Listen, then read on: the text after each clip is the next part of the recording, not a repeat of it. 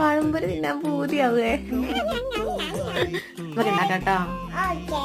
പാറക്കുട്ടി ഒരു ആഗ്രഹം പറഞ്ഞതല്ലേ, പിന്നെ ഒന്നും നോക്കിയില്ല. മാവ് തയ്യാറാക്കാൻ മൈദ ഉണ്ടായിരുന്നില്ല കേട്ടോ. അരിപ്പൊടിയും അരിപ്പൊടിയും ചേർത്തിട്ടാണ് കേട്ടോ മാവ് തയ്യാറാക്കിയത്. നമ്മൾ മാവിൽ മുക്കി വെച്ച പഴം ഓരോന്നായിട്ട് നമുക്ക് അതിലേക്ക് ഇട്ട് കൊടുക്കാം. നമ്മളൊരു പരീക്ഷണമായിരുന്നെങ്കിലും സക്സസ് ആയിട്ടുണ്ട് കേട്ടോ. നമ്മൾ ആഗ്രഹിച്ച സാധനം ഉണ്ടാക്കി കൊടുത്തപ്പോഴുള്ള സന്തോഷം കണ്ടില്ലേ ഗൈസ്. പഴുത്ത പഴമായതുകൊണ്ട് തന്നെ നല്ല ടേസ്റ്റ് ഉണ്ടായിരുന്നു. നല്ല ക്രിസ്പി പഴംപൊരി ആയിരുന്നു കേട്ടോ. എല്ലാവരും ട്രൈ ചെയ്ത് നോക്കണേ.